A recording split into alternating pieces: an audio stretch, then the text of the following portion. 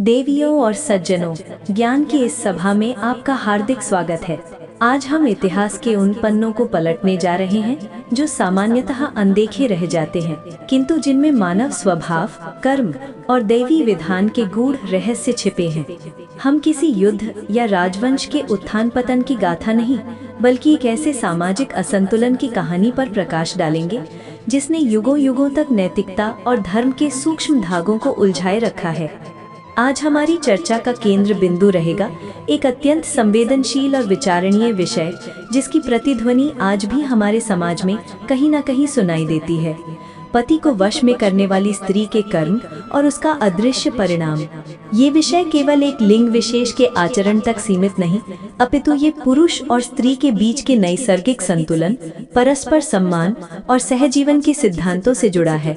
हम शिव पुराण की पवित्र गाथाओं से प्रेरणा लेते हुए एक ऐसी कथा का अनावरण करेंगे जो उस प्राचीन काल की है जब प्रकृति के नियमों का उल्लंघन देवों को भी विचलित कर देता था। ये कहानी हमें कनकावती नामक एक ऐसे राज्य की ओर ले जाएगी जहां स्त्रियां अपने पतियों पर पूर्ण रूप से हावी थीं और इस असंतुलन ने कैसे दैवी हस्तक्षेप को आमंत्रित किया। हम देखेंगे कि कैसे महादेव, जो स्वयं अर्धनारीश्वर के रूप में पुरुष और स्त्री की समानता और पूर्णता के प्रतीक हैं, उन्होंने इस अधार्मिक प्रथा को दूर करने के लिए अपनी लीला रची। ये कथा हमें कर्म के अटल सिद्धांत से परिचित कराएगी कि कैसे हमारे प्रत्येक कार्य का, चाहे वो कितना भी छोटा क्यों न हो, एक प्रतिफल होता है।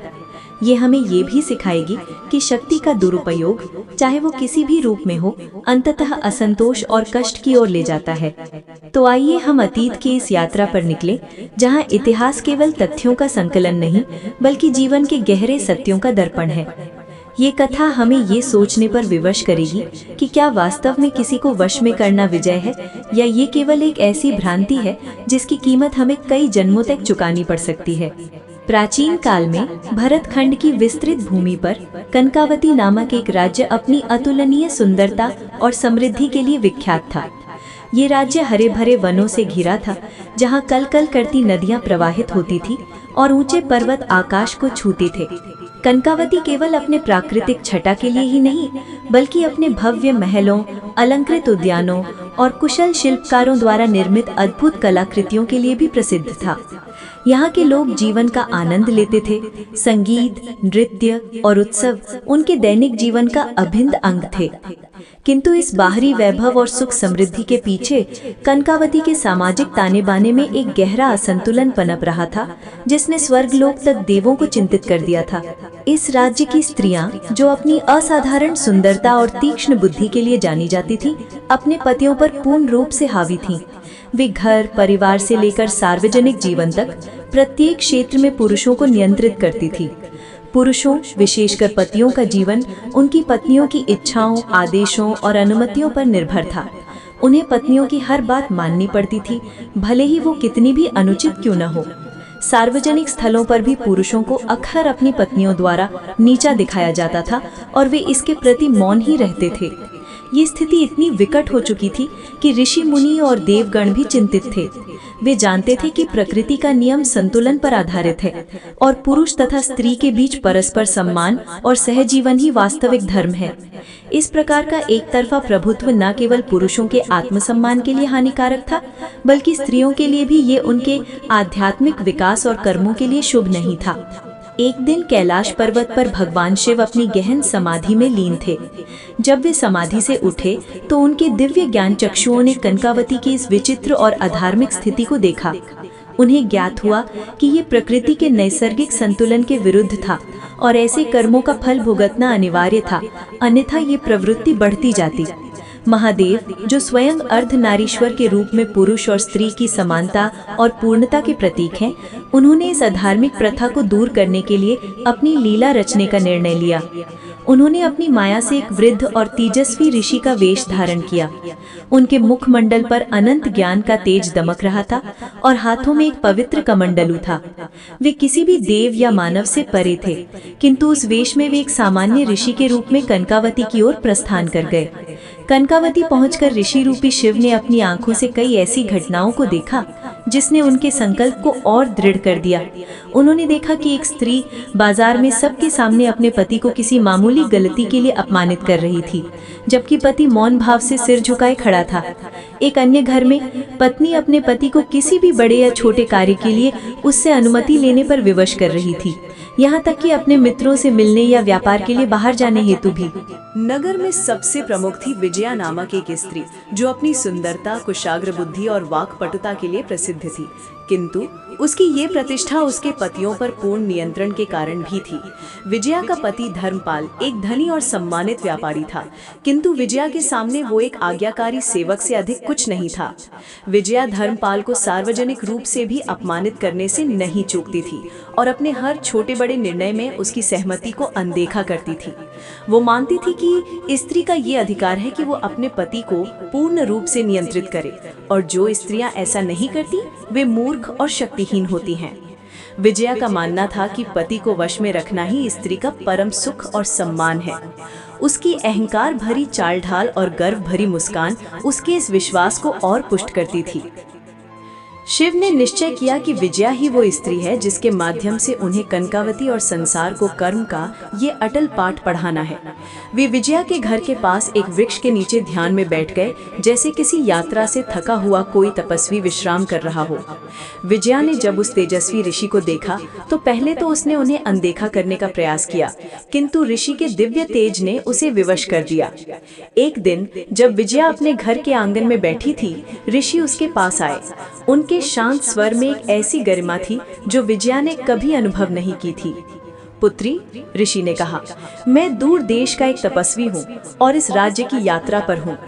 मैंने यहाँ की स्त्रियों का आचरण देखा है और तुम्हारे विषय में भी सुना है। विजया ने गर्व से सिर उठाया। तो आपने क्या देखा है मुनिवर? क्या ये कि कनकावती की स्त्रियां शक्तिशाली और अपने पतियों पर हावी हैं? ऋषि ने एक हल्की मुस्कान के साथ कहा, हाँ पुत्री, मैंने यही देखा है। किंतु क्या तुमने कभी कर्म के अटल नियम के बारे में सोचा है? क्या तुम्हें ज्ञात है कि जिस प्रकार तुम अपने पतियों को वश में करती हो, उसका क्या परिणाम हो सकता है? विजया ने तिरस्कार पूर्ण स्वर में कहा, मुनिवर, मेरा पति मेरा है, मैं उसे अपनी इच्छा से चलाती हूँ। इसमें कौन सा कर्म है और कौन सा परिणाम? ये तो मेरा अधिकार है। ऋषि ने अपनी आंखें बंद कर ली और फिर धीरे से खोली। पुत्री, अधिकार और कर्तव्य में संतुलन होना चाहिए। जब तुम किसी दूसरे प्राणी को, विशेषकर अपने जीवन साथी को, अपनी शक्ति के बल पर वश में करती हो, तो तुम उसके स्वतंत्र अस्तित्व का हनन करती हो। ये एक ऐसा कर्म है जिसका फल तुम्हें भुगतना पड़ता है। शिव पुराण कहता है कि जो स्त्री अपने पति को केवल भोग की वस्तु समझे, उसे वश में करके अपनी इच्छाएं पूर्ण करे, उसे अगले जन्म में उसी कर्म के अनुरूप कष्ट सहने पड़ते हैं। विजया ने उनका उपहास किया। ये सब पुरानी बातें हैं मुनिवर, मैं वर्तमान में जीती हूँ और मुझे अपने जीवन पर पूरा नियंत्रण है। ऋषि के स्वर में अब थोड़ी गंभीरता आ गई। नियंत्रण और प्रेम में बहुत अंतर है पुत्री। प्रेम में त्याग और सम्मान होता है, जबकि नियंत्रण में केवल अहंकार और शक्ति का प्रदर्शन। तुम समझती हो कि तुम अपने पति को नियंत्रित करके सुखी हो, किंतु ये क्षणिक सुख है, ये एक माया है। विजया ने ऋषि की बातों को अनसुना कर दिया और अपने घर के अंदर चली गई। उसने ऋषि को एक मूर्ख बूढ़ा व्यक्ति समझा जो पुरानी परंपराओं की बात कर रहा था, किंतु ऋषि के शब्द उसके मन में कहीं गहरे बैठ गए थे, भले ही वो इसे स्वीकार करने को तैयार नहीं थी। ऋषि रूपी शिव वहां से चले गए, किंतु उन्होंने विजया के भाग्य को कर्म के अटल नियमों के अधीन कर दिया था।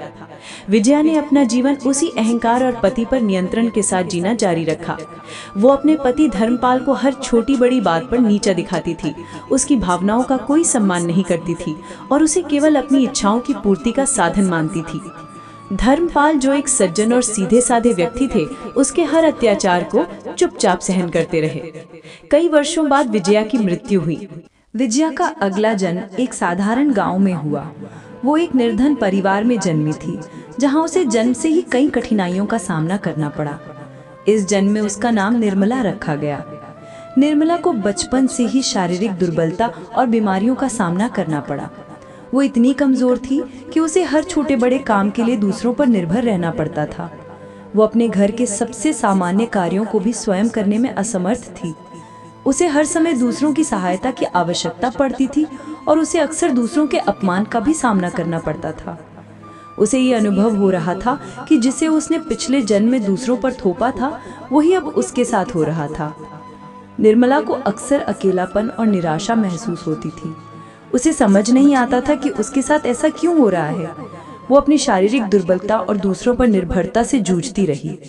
उसे हर समय ये महसूस होता था कि वो किसी के नियंत्रण में है और अपनी इच्छा से कुछ भी नहीं कर सकती। ये उसके लिए एक असहनीय कष्ट था। जैसे जैसे वो बड़ी हुई, उसे एक किसान के पुत्र माधव से विवाह करना पड़ा, जो स्वभाव से कठोर और निरंकुश था। माधव निर्मला को केवल एक दासी के रूप में देखता था और उसकी हर इच्छा को दबा देता था। वो निर्मला को किसी भी बात पर अपनी राय व्यक्त करने की अनुमति नहीं देता था और उसे घर के अंदर ही सीमित रखता था। निर्मला को अब सचमुच उसी पीड़ा से गुजरना पड़ रहा था जो उसने पिछले जन्म में दूसरों को दी थी। उसे हर पल ये महसूस होता था कि उसकी अपनी कोई पहचान नहीं है, उसका अपना कोई अस्तित्व नहीं है। उसे याद आया कि कैसे वो अपने पति धर्मपाल को अपने अधीन रखती थी और अब वो स्वयं उसी अधीनता का अनुभव कर रही थी। निर्मला के मन में अक्सर एक बेचैनी रहती थी। उसे लगता था जैसे वो कुछ भूल गई है या उसे किसी बात का पश्चाताप करना है। उसे अक्सर रात में अजीबोगरीब सपने आते थे, जिनमें वो एक भव्य महल में रहती थी और लोगों को आदेश देती थी। जब वो जागती थी तो उसे अपनी वर्तमान दयनीय स्थिति पर और भी दुख होता था। एक दिन जब निर्मला अपनी कुटिया के बाहर एक वृक्ष के नीचे बैठी थी और अपनी दयनीय स्थिति पर विचार कर रही थी, तब उसे दूर से एक वृद्ध पर तेजस्वी साधु आते हुए दिखाई दिए। उनके मुखमंडल पर वही दिव्य तेज था जो उसने पिछले जन्म में देखा था, हालांकि उसे इसकी स्मृति नहीं थी। साधु उसके पास आए और बैठ गए। पुत्री, साधु ने शांत स्वर में कहा, क्या तुम चिंतित हो? निर्मला ने अश्रुपूरित नेत्रों से साधु को देखा। हाँ महाराज, मेरा जीवन कष्टों से भरा है। मैं दुर्बल हूँ, परतंत्र हूँ और मुझे समझ नहीं आता कि मेरे साथ ऐसा क्यों हो रहा है। साधु ने मुस्कुराते हुए कहा, तुम्हारे कष्ट तुम्हारे कर्मों का फल है पुत्री। तुमने पिछले जन्म में दूसरों को अपने वश में किया, उनके स्वतंत्र अस्तित्व का हनन किया। तुमने अपने पति को केवल अपनी इच्छाओं की पूर्ति का साधन माना। अब तुम उसी का अनुभव कर रही हो। ये सुनते ही निर्मला के मन में एक बिजली कौंध गई। उसे अचानक अपने पिछले जन्म की धुंधली स्मृतियां याद आने लगी। कनकावती राज्य, उसका भव्य महल, धर्मपाल और उसकी अपनी अहंकार भरी बातें। उसे वो ऋषि भी याद आए जिन्होंने उसे कर्म के बारे में चेतावनी दी थी।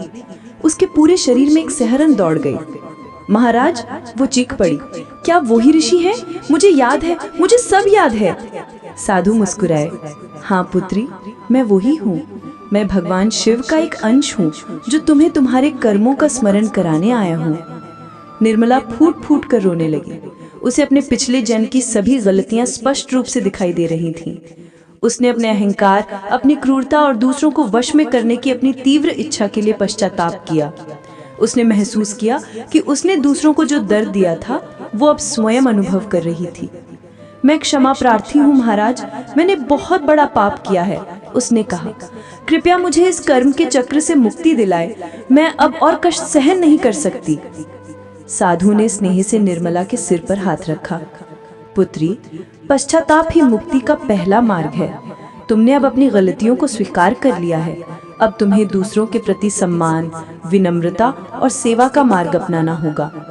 इस अपनी दुर्बलता को अपनी शक्ति बनाओ, दूसरों की सेवा करो, उनके प्रति दयालु बनो और सभी प्राणियों में शिव को देखो। निर्मला ने साधु की बातों को अपने हृदय में उतार लिया। उसने अपनी शारीरिक दुर्बलता को स्वीकार किया और उसे एक अवसर के रूप में देखा। उसने तय किया कि वो अब अपनी सारी ऊर्जा दूसरों की सेवा में लगाएगी। वो अपने पति माधव के प्रति भी विनम्र और आज्ञाकारी बन गई, न कि भय से बल्कि प्रेम और सम्मान की भावना से। उसने माधव के हर कठोर शब्द को धैर्य से सुना और कभी प्रतिकार नहीं किया। वो गांव के अन्य लोगों की भी सेवा करने लगी, चाहे वे कितने भी छोटे या तुच्छ कार्य क्यों ना हो। धीरे धीरे निर्मला के जीवन में परिवर्तन आने लगा। उसके पति माधव ने भी उसके इस अद्भुत बदलाव को देखा। पहले तो उसे विश्वास नहीं हुआ, लेकिन जब निर्मला ने लगातार निस्वार्थ भाव से उसकी और परिवार की सेवा की, तो माधव का कठोर हृदय भी पिघलने लगा। उसे अपनी गलतियों का एहसास हुआ। उसने निर्मला के प्रति अधिक दयालुता और सम्मान दिखाना शुरू कर दिया। निर्मला ने न केवल अपने पति का हृदय जीता, बल्कि पूरे गांव में उसकी विनम्रता, दया और सेवा भावना की चर्चा होने लगी। उसकी शारीरिक दुर्बलता अब उसके लिए बाधा नहीं रही, बल्कि उसने दूसरों के प्रति सहानुभूति और करुणा की भावना विकसित की। वो हर किसी के दुख में सहभागी बनती और अपनी सीमित क्षमता में उनकी मदद करती। कई वर्षों तक निर्मला ने इसी प्रकार धर्म और सेवा का जीवन जिया। उसने किसी पर नियंत्रण करने की इच्छा छोड़ दी थी और केवल प्रेम, सम्मान और विनम्रता के मार्ग पर चल रही थी। एक दिन जब वो वृद्ध हो चुकी थी और अपनी कुटिया में ध्यान कर रही थी, वही तेजस्वी साधु फिर से प्रकट हुए। पुत्री निर्मला, तुमने अपने कर्मों का प्रायश्चित कर लिया है। तुमने प्रेम और सेवा का मार्ग अपनाकर अपने पिछले जन्म के पापों को धो दिया है। अब तुम कर्म के बंधन से मुक्त हो। निर्मला के मुख पर एक दिव्य मुस्कान फैल गई। उसने साधु के चरणों में प्रणाम किया और उसी क्षण उसका शरीर एक दिव्य प्रकाश में विलीन हो गया। उसकी आत्मा मुक्त होकर शिवलोक की ओर प्रस्थान कर गई। ये कथा हमें सिखाती है कि कर्म का चक्र अटल है। हम जो बोते हैं वही काटते हैं। शक्ति का दुरुपयोग, अहंकार और दूसरों पर नियंत्रण की इच्छा अंततः केवल कष्ट और पुनर्जन्म के चक्र में फंसाती है। वास्तविक शक्ति प्रेम, सम्मान, विनम्रता और सेवा में निहित है। पुरुष और स्त्री का संबंध परस्पर सम्मान और सहयोग पर आधारित होना चाहिए, न कि किसी एक के प्रभुत्व पर। भगवान शिव का ये संदेश है कि संतुलन ही जीवन का सार है, और जब ये संतुलन बिगड़ता है तो प्रकृति स्वयं उसे अपने नियमों से पुनः स्थापित करती है।